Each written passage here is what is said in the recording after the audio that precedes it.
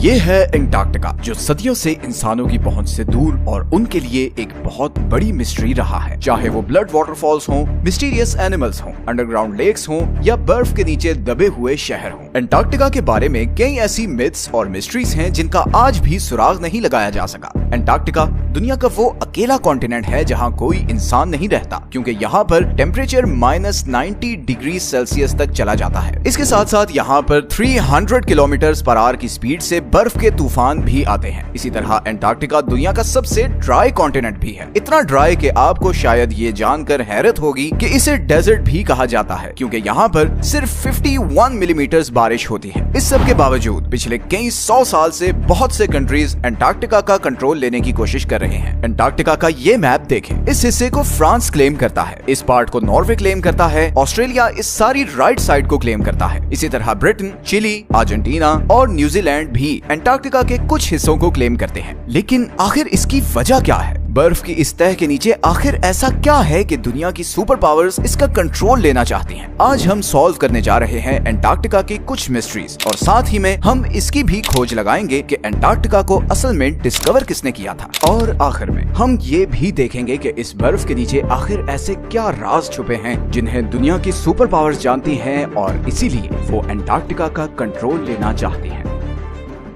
Antarctica किसने discover किया? Depends on who you are asking. Britishers कहते हैं कि एंटार्क्टिका उन्होंने डिस्कवर किया था, जबकि रशियंस कहते हैं कि सबसे पहले उन्होंने यहाँ कदम रखा था। लेकिन एंटार्क्टिका का जिक्र आज से कई हजार साल पहले ग्रीक फिलोसोफर एरिस्टोटल ने किया था, जब उसने कहा कि जमीन गोल है और नॉर्थ और साउथ पोल एक दूसरे के मिरर इमेजेस हैं। 2021 में रॉयल सोसाइटी ऑफ न्यूजीलैंड की एक स्टडी पब्लिश हुई, जिसमें ये कहा गया कि इधर ऑस्ट्रेलिया के पास पॉलिनेशियन आइलैंड्स पर रहने वाले माओरी लोग शायद पहले इंसान थे जो 7वीं सदी में एंटार्क्टिका पहुंचे थे, क्योंकि उनकी पुरानी कहानियों में एक ऐसे बर्फीले कॉन्टिनेंट का जिक्र मिलता है जो जमीन की सदर्न साइड पर है। खैर, रिकॉर्डेड हिस्ट्री में ब्रिटिश ऑफिसर जेम्स कुक वो पहला यूरोपियन था जो एंटार्क्टिक सर्कल क्रॉस करके इधर एंटार्क्टिका के पास पहुंचा। लेकिन वो अभी एंटार्क्टिका से 130 किलोमीटर दूर ही था कि उसने अपनी शिप वापस मोड़ ली, क्योंकि उसे एंटार्क्टिका तो नजर नहीं आया, मगर पानी में तैरते हुए आइसबर्ग्स जरूर नजर आए, और समुद्र के तेवर ऐसे थे कि शिप को आगे लेकर जाना बहुत खतरनाक था। इसीलिए जेम्स कुक ने कहा था कि इस सदर्न कॉन्टिनेंट तक पहुंचना इतना खतरनाक है कि शायद ही कभी कोई इंसान यहाँ तक आए। कैप्टन कुक के बाद और भी बहुत से लोगों ने एंटार्क्टिका डिस्कवर करने की कोशिश की, मगर वो कामयाब नहीं हो सके। फिर 19वीं सदी के आते ही इकोनॉमिक डोमिनेंस के लिए कंट्रीज के बीच एक कंपटीशन शुरू हो गया। दुनिया अब एक न्यू वर्ल्ड ऑर्डर की तरफ बढ़ रही थी। रिसोर्सेज और नए ट्रेड रूट्स डिस्कवर हो रहे थे, इंडस्ट्रीज लग रही थी। हर कंट्री आने वाली नई सदी में सुपर पावर बनना चाहता था, और इसीलिए एक्सप्लोरेशंस उरूज पर थी। ऐसे में 1819 में रशियन एम्पायर ने रशियन एक्सप्लोरर फेबियन वॉन बेलिंग्सहाउसन को ये टास्क दिया कि वो पूरी दुनिया के गिर्द चक्कर लगाए और नई कंट्रीज और कॉन्टिनेंट्स डिस्कवर करे। 1820 में फेबियन ने कैप्टन कुक की प्रेडिक्शन गलत साबित की और यहाँ सदर्न ओशन में पहुंचकर एंटार्क्टिका को बहुत करीब से देखा। गो के उसने एंटार्क्टिका पर कदम नहीं रखा था, मगर उसे मॉडर्न हिस्ट्री का वो पहला इंसान कहा जाता है जिसने एंटार्क्टिका को देखा था। फिर 1900 से 1920s के बीच बहुत से एक्सप्लोरर्स ने एंटार्क्टिका का रुख किया। British explorer Robert Falcon Scott 1911 में अपनी टीम के साथ एंटार्क्टिका पर उतरा और तकरीबन 400 माइल्स तक आगे गया, मगर फिर खराब मौसम और भूख की वजह से उसे वापस पलटना पड़ा। लेकिन वापसी का ये सफर बहुत ही भयानक साबित हुआ। स्कॉट और उसकी टीम सख्त सर्दी और बर्फानी तूफान में फंस गए और इन सब की मौत हो गई। फिर वर्ल्ड वॉर 1 के बाद बहुत सी कंट्रीज ने यहाँ अपनी टीम्स भेजी और इस कॉन्टिनेंट को क्लेम करने की कोशिश की। 1939 में हिटलर के कहने पर जर्मन एयरफोर्स ने यहाँ नाजी फ्लैग्स भी गिराए ताकि इस एरिया को नाजी जर्मनी के कंट्रोल में दिखा सके। वर्ल्ड वॉर 2 के बाद बहुत सी कंट्रीज ने यहाँ अपने रिसर्च स्टेशन सेटअप किए और यहीं से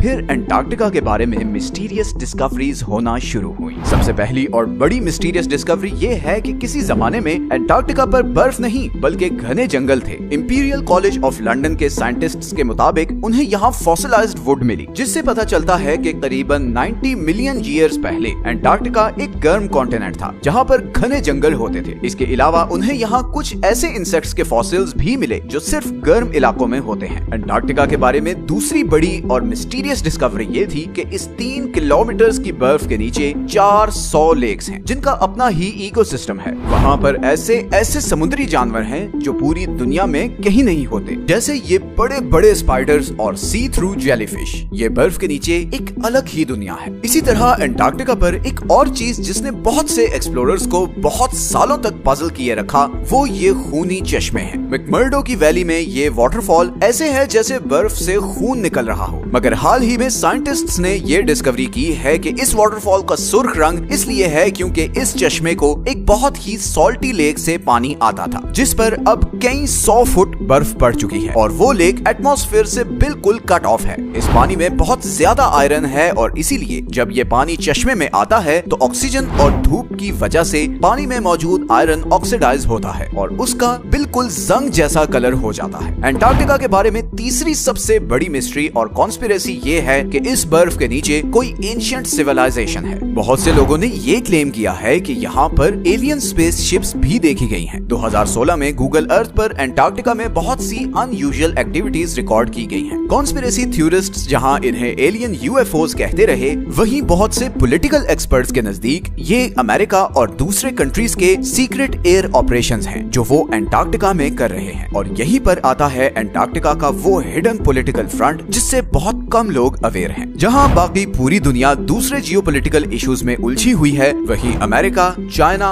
और सोवियत यूनियन अग्रेसिवली एंटार्क्टिका पर एक्सपेडिशंस भेज रहे हैं। इनफैक्ट चाइना ने तो वहां अपने मल्टीपल रिसर्च स्टेशन सेटअप किए हैं। 1959 की एंटार्क्टिक ट्रीटी के मुताबिक कोई भी कंट्री एंटार्क्टिका में साइंटिफिक इन्वेस्टिगेशंस कर सकता है, बस उसे इन स्टडीज का रिजल्ट सब कंट्रीज के साथ शेयर करना होंगे। 1992 में यूएस जियोलॉजिकल डिपार्टमेंट के सर्वे में ये डिस्कवरी सामने आई कि एंटार्क्टिका में 500 बिलियन बैरल्स के नेचुरल गैस और ऑयल के रिजर्व्स हैं, लेकिन चाइना और ये दूसरे कंट्रीज इस ऑयल और गैस के लिए एंटार्क्टिका में इंटरेस्टेड नहीं है। बल्कि हाल ही में एंटार्क्टिका में बहुत ही बड़ी क्वांटिटी में नियोडिमियम, प्रेजियोडिमियम, टर्बियम और डिस्प्रोजियम जैसे रेयर अर्थ मिनरल्स के रिजर्व्स डिस्कवर हुए हैं। ये वो मिनरल्स हैं जो सारी इलेक्ट्रॉनिक डिवाइसेस में यूज होते हैं और क्योंकि दुनिया का फोकस अब ऑयल और गैस से हटकर इलेक्ट्रॉनिक डिवाइसेस को पावर करने वाले एनर्जी रिसोर्सेज की तरफ जा रहा है, तो इन मिनरल्स की डिमांड ऑयल और गैस से भी ज्यादा है। इलेक्ट्रिक कार्स और आयन बैटरीज ही